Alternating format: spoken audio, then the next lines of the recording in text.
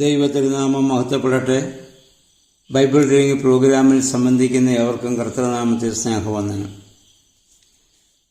ഇന്നലെ കൊണ്ട് വിശുദ്ധ യാക്കോബിൻ്റെ ലേഖനം നമ്മൾ വായിച്ചു കഴിഞ്ഞു. ഇന്ന് നമ്മൾ വായിക്കുന്നത് അപ്പോസ്തലനായ പത്രോസ് ശ്ലീഹായുടെ ലേഖനങ്ങളാണ്.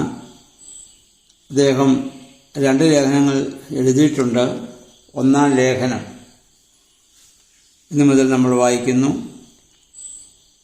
പത്രോസ് ശ്ലീഹായെ സംബന്ധിച്ചിടത്തോളം അദ്ദേഹം ശമോൻ കീപ്പായി ഗലീലായിൽ ബേത്സയിദ ഗ്രാമക്കാരനാണ്. നഫ്താലി ഗോത്രക്കാരനായ യോന എന്ന് പറയുന്ന ഒരാളിൻ്റെ പുത്രനാണ്. അന്ത്രയോസിൻ്റെ സഹോദരനും യാക്കോബിൻ്റെയും യോഹന്നാൻ്റെയും സഹപ്രവർത്തകനുമായിരുന്നു.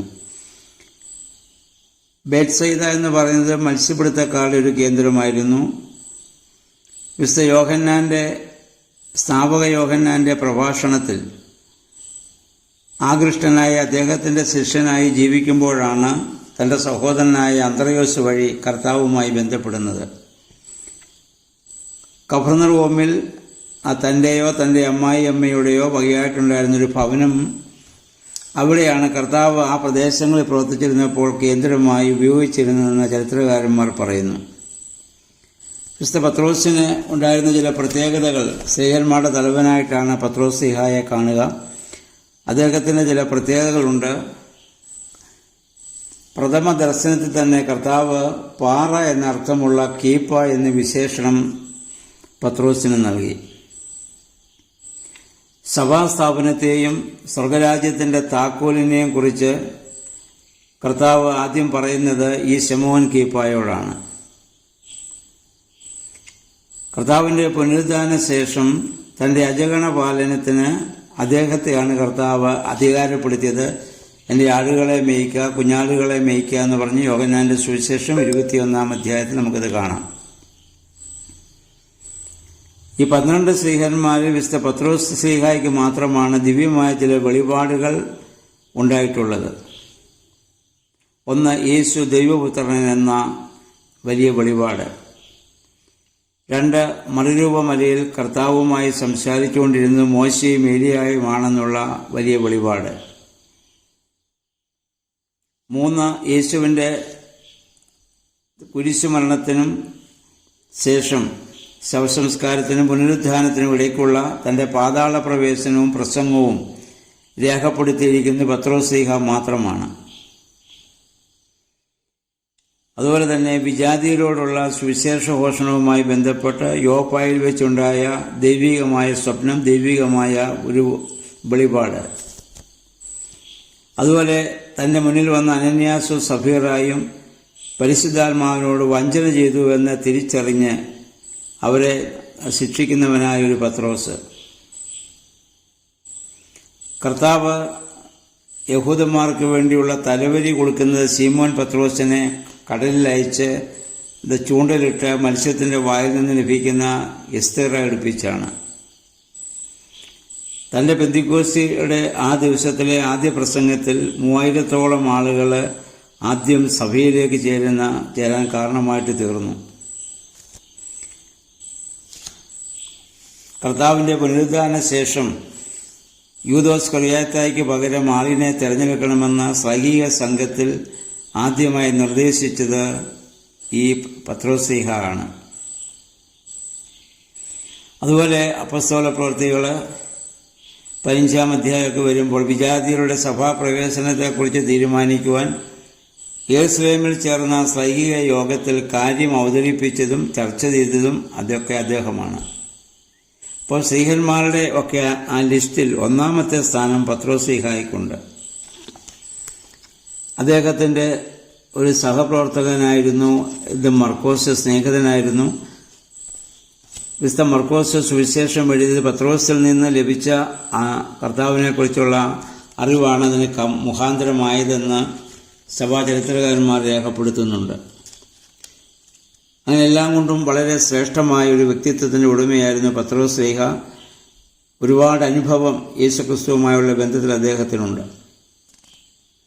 1-ാം അധ്യായത്തിലേക്ക് നമ്മൾ പ്രവേശിക്കുമ്പോൾ 1-2 വാക്യങ്ങൾ ആമുഖം, ആശീർവാദമാണ്. പൗലോസ്ലീഹ തൻ്റെ ലേഖനങ്ങൾ എഴുതിയതുപോലെ തന്നെ അദ്ദേഹം ഇവിടെ എഴുതുന്നു. അതിൽ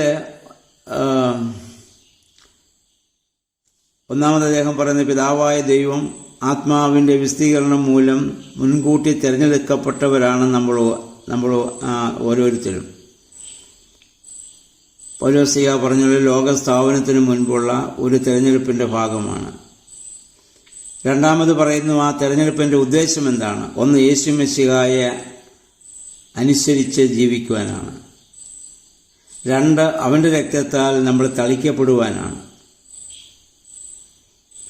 ഇസ്രായേൽ ജനം ദൈവത്തിൻ്റെ ഒരു തിരഞ്ഞെടുക്കപ്പെട്ട ജനമായിരുന്നതുപോലെ ദൈവത്തിൻ്റെ തിരുവിഷ്ട നിർവഹണത്തിന് അവരെ പ്രത്യേകം എടുത്തതുപോലെ ക്രൈസ്തവർ യേശുക്രിസ്തുവിൻ്റെ ഹിതം ചെയ്യുവാൻ വേർതിരിക്കപ്പെട്ടവരാണത്രേ.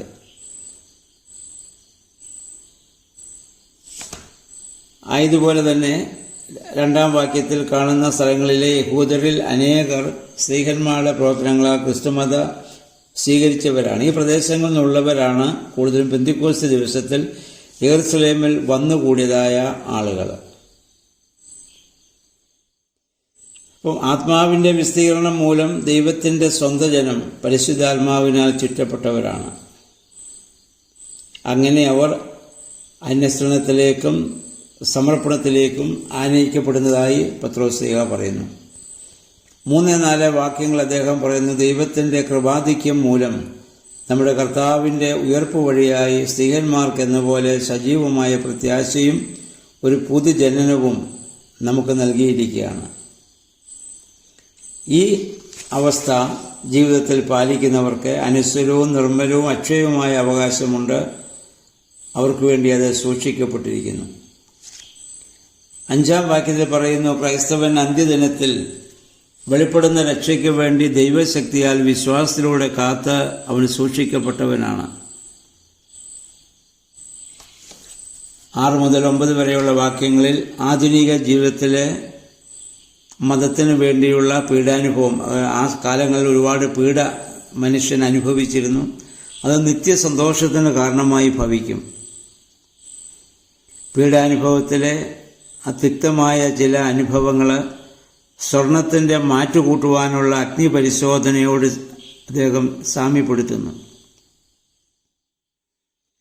പ്രസ്തുത ആ പരിശോധനയുടെ ഫലം കർത്താവിൻ്റെ പ്രത്യക്ഷതയുടേതായ ദിവസത്തിൽ ലഭിക്കാൻ പോകുന്ന വലിയ പോഴ്ചയായിരിക്കും. അതുപോലെ തന്നെ കാണാതെ വിശ്വസിക്കുന്നവരാണ് ഭാഗ്യവാന്മാർ എന്ന കർത്താവിൻ്റെ ആ വചനത്തെ സത്യക്രിസ്ത്യാനിയിലുള്ള വിശ്വാസം കണ്ടിട്ട് പത്രോസ്ലീഹ ഇവിടെ സ്മരിക്കുന്നുണ്ട്. അപ്പം അങ്ങനെ ആ പുതു ക്രിസ്ത്യാനികളിൽ അന്ന് ചേർന്ന ആളുകളിൽ കാണുന്നതായ വിശ്വാസം അവർണ്ണനീയമായ സന്തോഷം പ്രദാനം ചെയ്യുന്നതിനും കാരണമാണ്. കൂടാതെ വിശ്വാസത്തിൻ്റെ പ്രതിഫലമായ രക്ഷയും അത് മുഖാന്തരം ലഭ്യമാകുന്നു. 10 മുതൽ 12 വരെയുള്ള വാക്യങ്ങളിൽ ക്രൈസ്തവന് ലഭിക്കാനിരിക്കുന്ന ആ വലിയ കൃപയെക്കുറിച്ച് പ്രവാചകന്മാർ മുൻകൂട്ടി പ്രവചിച്ചിരുന്നെന്നും കർത്താവിൻ്റെ കഷ്ടാനുഭവത്തെക്കുറിച്ചും അതിൻ്റെ മഹത്വത്തെക്കുറിച്ചും അവർ ബോധവാന്മാരായിരുന്നെന്നൊക്കെ അദ്ദേഹം ഇവിടെ ഓർമ്മപ്പെടുത്തുന്നുണ്ട്. ഇനി 13 മുതൽ 23 വരെയുള്ള വാക്യങ്ങളിൽ ക്രൈസ്തവ ജീവിതത്തിൻ്റെ നമ്മൾ ശ്രദ്ധിക്കേണ്ട ചില നിർദ്ദേശങ്ങളാണ് അദ്ദേഹം ഇവിടെ നൽകുന്നത്. അതിലൊന്ന് ആന്തരികമായ ഒരുക്കവും ഉണർവും. അതാണ് കർത്താവിൻ്റെ പുനരാഗമനത്തിലുണ്ടാകുന്ന സന്തോഷത്തിന് കാരണമാകുന്നത്. അത് സാധ്യതമാകണമെങ്കിൽ വിജാതികൾക്ക് ചേരുന്ന വിജാതികളെ പോലെ ദുർമോഹങ്ങളുള്ളവരായി ജീവിക്കാൻ പാടില്ല. പ്രത്യുത അനുസരണമുള്ള മക്കളെ പോലെ പൂർണ്ണമായും ഈ ലോകത്തെ നമ്മൾ പരിത്യജിക്കണം. അതിൻ്റെ 14-ാം വാക്യത്തിൽ വീണ്ടും പറയുന്നു, നിങ്ങളെ വിളിച്ചവൻ പരിശുദ്ധനാകയാൽ നിങ്ങളും പരിശുദ്ധരാകണം. ഇത് പതിനിയമത്തിൽ ലേവ്യ പുസ്തകം നമ്മൾ നേരത്തെ കേട്ടതാണ്. മോശ മുഖാന്തരം ഇസ്രായേൽ ജനത്തോടെ യഹോവയായ ദൈവം പറഞ്ഞു, ഞാൻ വിശുദ്ധനായിരിക്കുന്ന പോലെ നിങ്ങൾ വിശുദ്ധരായിരിക്കുവിൻ. ഇവിടെ പത്രോസ്ലീഹ പറയുന്നു, കർത്താവ് പരിശുദ്ധനായിരിക്കുന്ന പോലെ നമ്മളും പരിശുദ്ധന്മാരാകണം. ആ തലത്തിലേക്ക്, ആ വിശുദ്ധിയിലേക്ക് ഉയർത്തപ്പെടുവാനാണ് നമ്മൾ വിളിക്കപ്പെട്ടിരിക്കുന്നതെന്നാണ്. അപ്പം അതിന് സാധിക്കണമെങ്കിൽ ജഡീക വികാരങ്ങളെ നമ്മൾ കീഴടക്കി സ്വയം ദൈവത്തിന് സമർപ്പിച്ച് നമ്മൾ ജീവിക്കണം. അപ്പം ദൈവം അവൻ നിഷ്പക്ഷനായ ഒരു ന്യായാധിപൻ ആകയാൽ ദൈവഭയത്തോടെ ഭക്തിയോടെ സർവവും പ്രവർത്തിക്കാൻ നമുക്ക് സാധിക്കണം. അപ്പം സത്യത്തോടുള്ള നമ്മുടെ അനുസരണ മുഖാന്തരം നമ്മൾ സ്വയം ശുദ്ധിയുള്ളവരായി മാറുന്നു. നിർമ്മല ഹൃദയത്തോടെ നമ്മൾ പരസ്പരം സ്നേഹിക്കണം. പിന്നീട് പറയുന്നു, പിതാക്കന്മാരിൽ നിന്ന് നമുക്ക് ലഭിച്ചതായ വ്യർത്ഥ മാർഗങ്ങളിലൂടെയല്ല നമ്മൾ, അല്ലെങ്കിൽ അങ്ങനെയുള്ള ആചാരാനുഷ്ഠാനങ്ങളോടെ ഒന്നുമല്ല നമ്മൾ രക്ഷ പ്രാപിച്ചത്. പൊന്നും വെള്ളിയുമല്ല, പിന്നെയോ കറയും കളങ്കവുമില്ലാത്ത നമ്മുടെ കർത്താവിൻ്റെ വിലമതിക്കാനാവാത്ത രക്തം കൊണ്ടത്രേ നമ്മൾ വീണ്ടെടുക്കപ്പെട്ടത്. ഭൗതികമായ ഒരു വസ്തുക്കൾക്ക് നമ്മളെ വീണ്ടെടുക്കുവാൻ സാധിക്കുമായിരുന്നില്ല. ഇപ്പോൾ ലോക സൃഷ്ടിക്ക് മുൻപ് ഇതിനായി നിയോഗിക്കപ്പെട്ടവൻ കാലത്തികവിൽ നമുക്ക് വേണ്ടി പ്രത്യക്ഷനായെന്നും അവനിലൂടെ മാത്രമാണ് രക്ഷ സാധ്യമാകുന്നതെന്നും വളരെ വ്യക്തമായി ഇവിടെ ഓർമ്മപ്പെടുത്തുന്നു. ഇനി 23 എന്നുള്ള വാക്യങ്ങൾ പറയുന്നത്, നിങ്ങൾക്ക് ഒരു പുതിയ ജന്മം ലഭിച്ചത് അത് നശ്വരമായ ബീജമുഖാന്തരമല്ല, അനശ്വരവും ജീവനുള്ളതും നിത്യവുമായ ദൈവവചനമാ എന്ന ആ ഒരു മാർഗത്തിലൂടെയാണ്. വചനം മൂലമാണ് വീണ്ടും ജനനം നമുക്ക് ഇത് സംഭവിക്കുക. അപ്പം അന്ന് വിജാതികളായ ആളുകളെ സ്ഥാനത്തിലേക്ക് വരുന്നത് ഈ വചനം അവരിൽ ക്രിയ ചെയ്ത് കഴിയുമ്പോഴാണ്. അപ്പം അദ്ദേഹം അത് ഇവിടെ പ്രത്യേകമായിട്ട് ഓർമ്മപ്പെടുത്തുന്നുണ്ട്. അപ്പോൾ വചനം മുഖാന്തരം വിശ്വാസം, അങ്ങനെ വിശ്വാസം വന്നതിന് ശേഷം സ്നാനം. വിജാതികളായ ആളുകൾക്ക് അത് മാത്രമേ സാധ്യമാവുകയുള്ളല്ലോ. എന്നാൽ വിശ്വാസികളുടെ മക്കൾക്ക് നമ്മൾ വിശ്വാസികളുടെ മക്കളായി ജനിക്കുന്നത് കൊണ്ടാണ് ശൈശവപ്രായത്തിൽ നമുക്ക് സ്ഥാനം നൽകാൻ സാധിക്കുന്നത്. അപ്പം അങ്ങനെയുള്ള ചില അടിസ്ഥാനപരമായ ചില സത്യങ്ങളും ആ തത്വങ്ങളും 1-ാം ലേഖനത്തിൽ പത്രോസ്ലീഹ ഓർമ്മപ്പെടുത്തുന്നു. അപ്പം ഈ ലേഖനം ഇനി മുതൽ നമ്മൾ വായിക്കുന്നു. ഈ ലേഖനം പല ആവർത്തി വായിക്കുന്നതിനും ആ പത്രോസ്ലീഹായുടെ ആഹ്വാനത്തെ ഉൾക്കൊള്ളുന്നതിനും അതനുസരിച്ച് നമ്മുടെ ജീവിതത്തെ ക്രമപ്പെടുത്തുന്നതിനും നമുക്ക് ശ്രമിക്കാം. ദൈവത്തിൻ്റെ പരിശുദ്ധാത്മാവ് നമ്മെ അതിനെ സഹായിക്കട്ടെ. എല്ലാവർക്കും നല്ലൊരു ശുഭദിനം ആശംസിക്കുന്നു. ദൈവനാമം മാത്രം മഹത്വപ്പെടുവാൻ ഇടയാവട്ടെ.